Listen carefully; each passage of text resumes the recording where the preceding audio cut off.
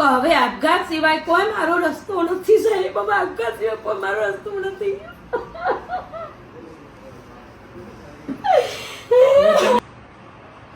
જય હિન્દ મિત્રો, આજે ખરેખર જે અમે લડાઈ લડી રહ્યા છીએ છેલ્લા 5 વર્ષથી, એ લડાઈને આજે જે છેલ્લા 5-7 દિવસથી જે મીડિયામાં બધું આવી રહ્યું છે કે ભાઈ ખોટા લગ્ન નોંધણી જો થતી હોય એને એસપીજીના બધા મિત્રો ભેગા થઈને અમે એ લગ્ન નોંધણીને અમે અટકાવવાનું કામ કરતા હોઈએ છીએ, અથવા એમાં જે પણ તકલીફ પડી હોય એવા મા બાપ અથવા એવી દીકરીઓને બચાવવાનું કામ અમે કરીએ છીએ. આજે ટીવી મીડિયાનું જોઈ અને તમે જ પૂછી શકો છો કે એક પરિવાર, એક માતા પિતા અમારી જોડે આવ્યા છે, એ કયા ગામના છે અને કયા સમાજના છે એમના મુખે જ બોલશે. તમે જુઓ કે કેટલી બધી ઘટનાઓ બનતી હોય છે ગુજરાતમાં અને કેવા કેવા લોકો આજે એસપીજી ઓફિસની મદદ માટે આવતા હોય છે. તો તમે જ એમને પૂછો, કાકા આપનું નામ અને ગામને બધું બતાવો, સમાજને બધું. હું ઊંઝા તાલુકાના ઉનાવા ગામથી આવેલો છું. દરજી સમાજનો દરજી જગદીશભાઈ. અમારી દીકરી બીજા મહિનામાં ભાગી ગઈ છે પ્રેમ લગ્ન કરીને. અમારી તકલીફ બહુ અમે આ મીડિયા દ્વારા જોઈને આ એસપીજીની ઓફિસમાં આવે છીએ અને એમના માટે મદદ માગવા માટે આવ્યા છીએ અમે આ બધું જોઈને. હું સરકારની એટલી નમ્ર વિનંતી કરું છું, આજ મારી છોકરી ગઈ તો કાલ પછી કોઈની છોકરી આવું પગલું ના ભરે, તમે તેનું ધ્યાન રાખજો.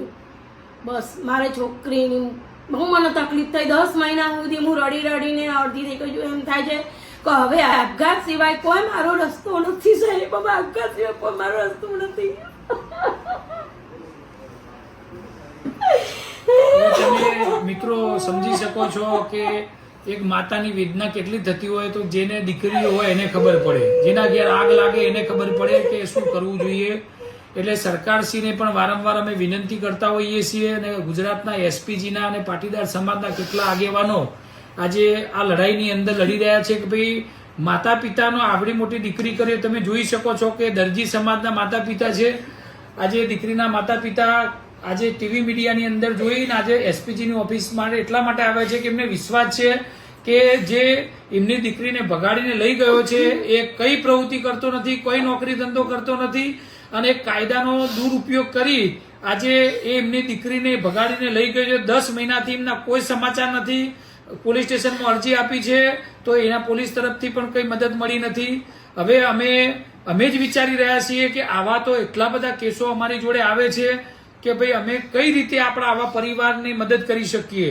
તો આજે જ્યારે વિશ્વાસ મૂકીને અમારી જોડે દરજી સમાજના જે માતા પિતા અહીંયા આવેલા છે દીકરીના, એમને હું વિશ્વાસ આપું છું કે આ કેસની અંદર જેટલી પણ મદદ અમારા એસપીજી ગ્રુપ વતી થશે અમે કરવાના છીએ. અને સમાજના દરેક જ્ઞાતિના યુવા દીકરીના માતા પિતાને મારે 2 હાથ જોડીને વિનંતી કરવી છે કે તમે જો સુધી કાયદો નથી બદલાતો ત્યાં સુધી તમે તમારી દીકરીની કેર કરો, હોર રાખો. એ મોબાઈલમાં શું કરી રહી છે, એ ભણવા જાય છે, ક્લાસીસમાં જાય છે, બસમાં જાય છે કે કયા સાધનમાં જાય છે, કયા અસામાજિક તત્વો એને ફસાવવાની કોશિશ કરી રહ્યા છે, આ ધ્યાન તમે જો મા બાપ તરીકે નહીં રાખો ને તો જેમ આ પરિવાર આજે રોઈ રહ્યું છે ને અહીંયા, એમ કોઈ પણ સમાજની કોઈ માતા પિતા ગમે એટલું રડશે, ગમે એટલો તાકાતવાળો માણસ હશે પણ એ દીકરીને નહીં બચાવી શકે જ્યાં સુધી કાયદામાં સુધારો નહીં થાય અને જ્યાં સુધી તમે પોતે કેર નહીં કરો.